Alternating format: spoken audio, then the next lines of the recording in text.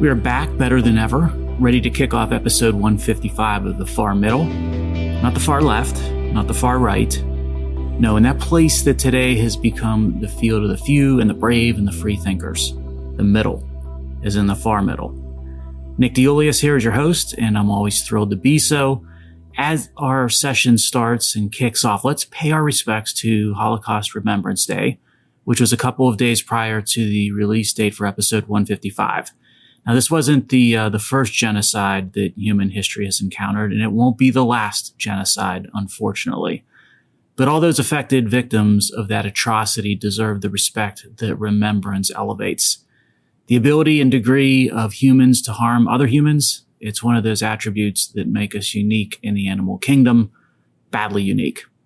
For those constant listeners who know our standard format, we start with a sports dedication with each episode. This one has been on my mind for a while that we're going to dedicate today. And I was looking for a good episode to slot it into that would fit into our line of connections and dots. That's with Dr. James Burke, the creator and host of Connections, who we mimic with our connections flow each episode. That's what he'd want to see, right? Now, our theme for this episode is going to be a walk through the hard to believe, but true nightmare that has become California. That's a topic that we've discussed in past episodes, but it is one that needs an update and a refresh because unbelievably, things have degraded to a far worse situation than last time we dove deep. And we will center our connections on the Bay Area of California. So San Francisco, Oakland, that region of the state. Insanity and verge of collapse, they seem to be the best descriptors of what is going on there currently. You'll see in a minute how our dedication this week starts our connections rolling. And the dedication subject is a school, not a college, but a high school, out in the Bay Area of San Francisco, Junípero Serra Catholic High School. So there are many high schools across America that can lay claim to famous alumni who made history in the sports world. But consider what Serra can tout, and think of another high school that has anything close to the same pedigree. Let's start with a famous coach, Mr. John Robinson, best known for his 2 stints as head coach of the USC Trojans football team and for his tenure as head coach in the NFL with the LA Rams between those 2 USC stints. And Robinson's Southern Cal teams won 4 Rose Bowls, and they captured a share of the national championship in the 1978 season. Robinson is one of the few college football head coaches to have non-consecutive tenure at the same school, and he is a college football Hall of Famer.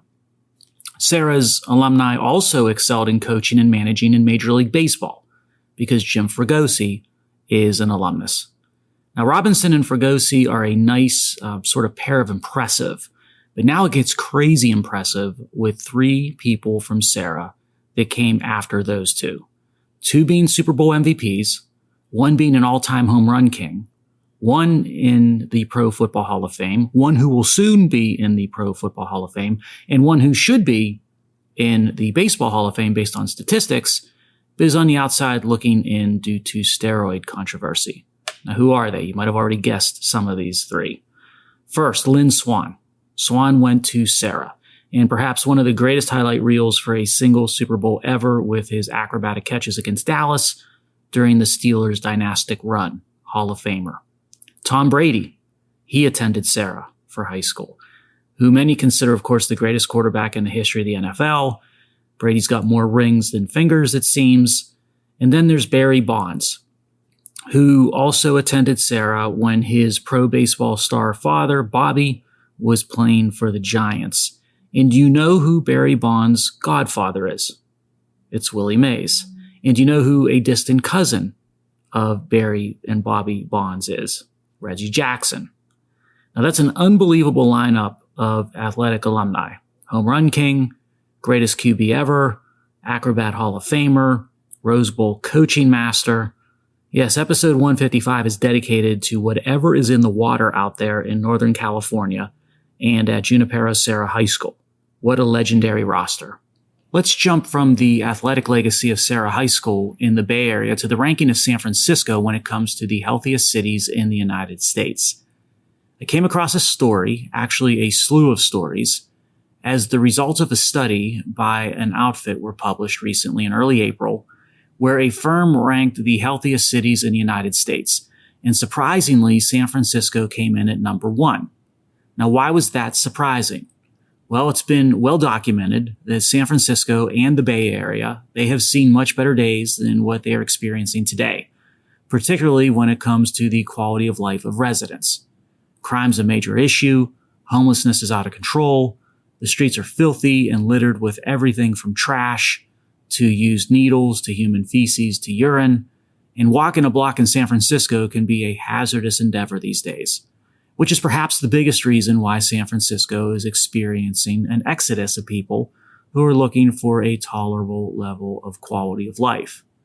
But that's not the way this study saw it. It warranted to objectively and quantitatively weight rank each city under key metrics, over 40 in total, that included healthcare, food, physical activity or fitness, and green spaces. Now, I didn't delve too deeply into the specific definitions of these categories. For example, it would be interesting to see what is considered when scoring on food or green spaces, but suffice to say, San Francisco's overall number 1 ranking was driven largely by its food and green spaces rankings coming in at number 1 overall. In fact, 3 California cities, San Francisco leading the way and then San Diego and Irvine, they made the top 10 of healthiest cities in America in this study. And the study says being healthy equates to things like saving money and building wealth. So here is a quote from the healthiest city study that most of the news outlets picked up on. Quote, "Staying healthy is a personal responsibility, and everyone should strive to eat nutritious food, exercise regularly, and look after their mental health. However, where people can live can have a big influence on how successful they are at staying in good health. So the best cities are the ones that provide the greatest access to high quality healthcare, green spaces, recreation centers, and healthy food." Now, this was from an analyst that basically drove the study. The analyst or expert went on with, "San Francisco is the healthiest city in America, in part because it has the lowest share of obese adults in the country at just 19% of the population. San Franciscans eat well and have good opportunities for exercise too. San Francisco has the second lowest share of people who eat less than 1 serving of fruits or vegetables per day, and 100% of the population lives reasonably close to a location where they can do some sort of physical activity." Now, all of that sounds great, and much of it is true in a vacuum. Yes, eating more vegetables and fruits will be good for the individual, both from a health as well as a financial perspective. And access to healthcare and the quality levels of that healthcare, that's another positive attribute for individuals and when it comes to their health and wealth. And exercising and having access to places to exercise, once again, big benefit to the individual, whether it be their blood pressure or their net worth. However, this thing we call life, it's not lived in a vacuum. It's the real world out there. In San Francisco these days, it is not the epitome of healthy. As I said, a quick stroll around town will tell just about anyone that that's the case. And substance abuse is everywhere, and that's not healthy nor profitable for the user. Having green spaces close by, that's great until you realize you're taking your personal safety at risk by simply walking to the park or exercising in the park. And it's great that the saturated fat intake is low and that the consumption of fruits that are high in fiber are high. But what difference does that make to the health of the individual if they're picking up some sort of airborne disease due to the toxic waste that's found on just about every street corner and patch of grass in San Francisco? It's weird to see a supposed objective study that's ranking San Francisco at the top, number 1, out of all U.S. cities when it comes to being the healthiest. Yet everyone knows that living and functioning in San Francisco these days can be quite the threat and danger to one's health, both physical and mental. Just had to share that study with you, constant listeners. If you're looking for another data point on the declining quality of life in the Bay Area, let's make a connection by taking the short trip across the bay from San Francisco into Oakland, which in many ways is facing more headwinds than even San Francisco. There's an interesting and a very troubling trend or development that's been occurring for a period of time in Oakland, and that I think has reached a significant milestone, sort of a breaking point indicator as to how far livability in places like Oakland have declined. A well-known fast food chain announced it's closing multiple locations in Oakland, specifically the dining rooms, because of safety concerns in the Oakland area, which has been struggling with rising crime affecting businesses both big and small. The fast food chain said in a statement that, quote, providing a safe environment for team members and customers is the priority, end quote. But a fear or concern for safety of the employee and customers, it's driving more restaurant and fast food location closings. The decision wasn't made without attempts to avoid the outcome of closing. Another quote from the fast food chain home office said, "The franchise owner and operator has informed us that they are consistently evaluating and working to ensure a safe environment by implementing procedures such as closing dining rooms and hiring security guards, and they have taken extra measures to meet with local law enforcement." Yeah, at least 4 locations of this chain in Oakland have closed their dining rooms, but the drive-thrus do remain operational. And one location has been robbed 4 times in the past 4 months, which is shocking. And it now posts signs notifying customers of the closure. The restaurant recently had plywood on the windows from its most recent robbery, when robbers drove a truck through the window to steal a safe. Another Oakland location still has their dining room open, but has gone cashless to discourage robberies, if you can believe that. And frequent auto theft and property damage have been problems for stores operating in the area beyond the store robberies. Here's another quote from a local. "They just pull up out of nowhere, and it's not like they only rob the store. They rob everybody in there as well. So it's not as safe as it used to be. There's a lot of crime now." That was the quote from a local resident. Yes, it is indeed a mess. And it's leading to growing problems with fast food location after location closing up shop and saying enough is enough.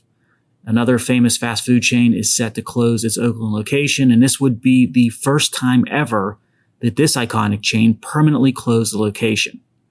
It said the crime was the reason. Another iconic national name in restaurants recently closed its only location in Oakland after more than 54 years there, citing public safety concerns. As I said, it's an exodus and a mess, and it hurts the residents of Oakland the most. But that's what high crime and safety concerns will do. And crime has been a major issue in Oakland. Robberies grew 38% last year, according to the police data. Burglaries are up 23%, and motor vehicle theft jumped 44%. That's unbelievable. Roughly 1 of every 30 Oakland residents had a car stolen last year. Unbelievable. Now, what does the left and California leadership attribute the rising crime and safety problems to? Well, they're blaming COVID. So check out this quote from a media-recognized expert. "Pandemic-related changes in people's daily activities and emotional and economic stress levels, changes in police practices and a rupture of public trust in law enforcement, and the suspension or reduction of social supports and programs are among the theories offered by crime scholars." Yeah, I'm not sure that those are the root causes or the root cause of why more fast food joints are being robbed and vandalized. And a local politician had an even different take as to why the fast food places that were closing up shop wasn't due to crime, and it wasn't a problem. It was good news, because that politician said that it was a sign that locally owned restaurants are doing well. They're basically pushing out the business of the fast food chains. Talk about denial. I can't even imagine how difficult it is for an independent proprietor to successfully run a restaurant or make ends meet these days in Oakland. It's got to be damn near impossible. And last month, California Governor Newsom deployed 120 California Highway Patrol officers to Oakland and the surrounding area to conduct a law enforcement surge operation. The aim is to crack down on crime, including vehicle theft and retail theft and violent crime. So we'll see how that plays out and how it goes. Very similar, by the way, to what New York City was doing with the National Guard in its subways to prevent violent crime. We discussed that a few weeks ago in a prior episode. While crime is raging against residents in the Bay Area, and the restaurant business is being eradicated left and right in Oakland, from the largest national chains to the small mom-and-pop eateries, you might be wondering what the leadership of Oakland is focused on these days.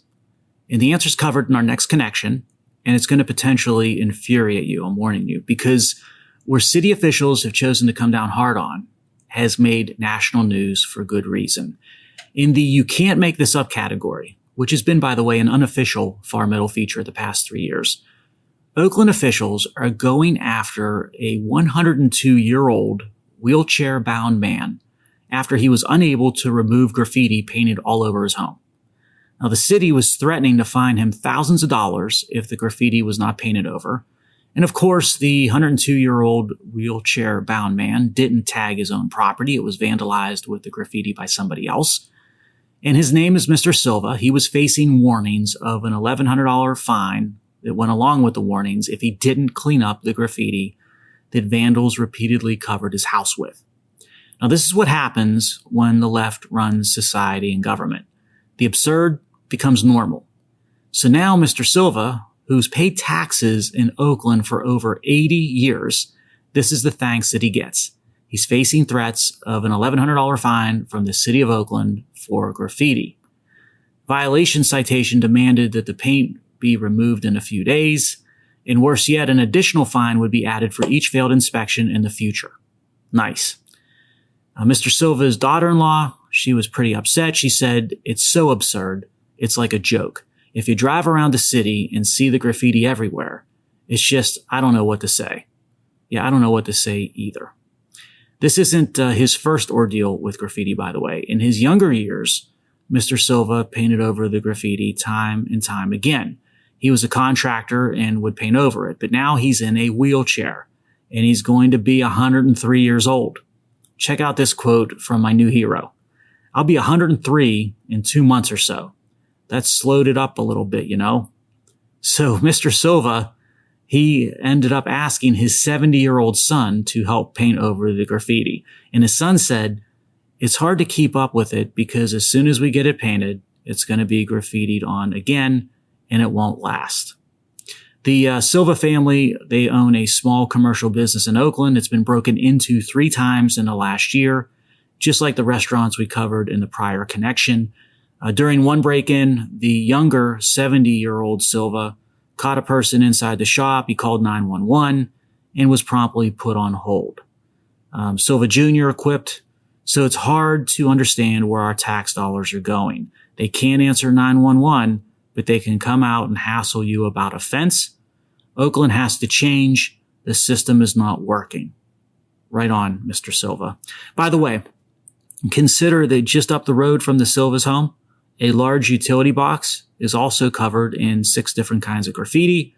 The utility box has no owner except the city to be threatened with charges. What is a classic, of course, hallmark of the left and unaccountable government, that being rules for thee, but not for me.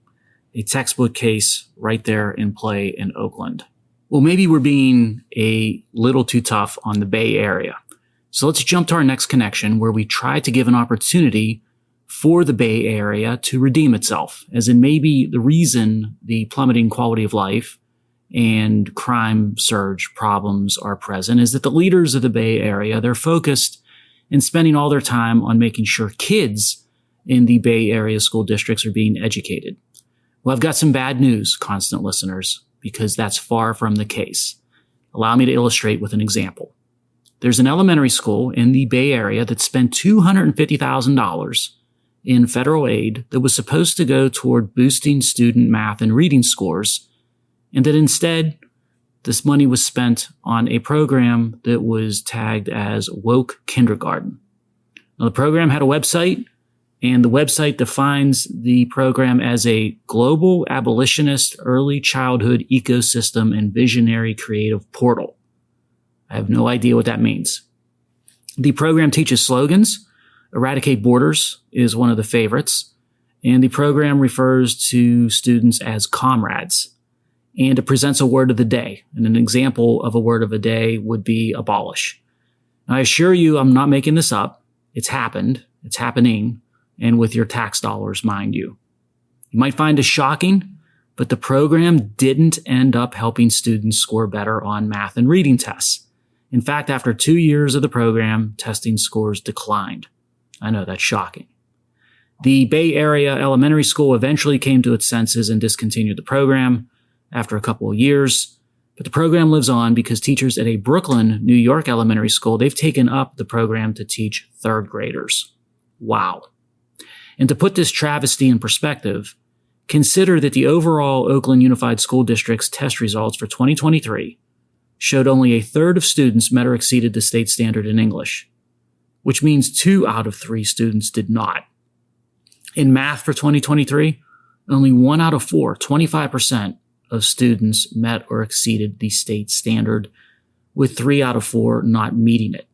That's outrageous, it's unacceptable, and it's a tragedy. And down the stretch we come to wrap up episode 155. I am in a melancholy mood, to be honest.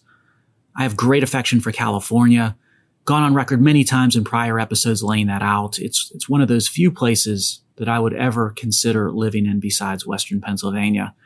And I've got immediate family living out there as well as business relationships.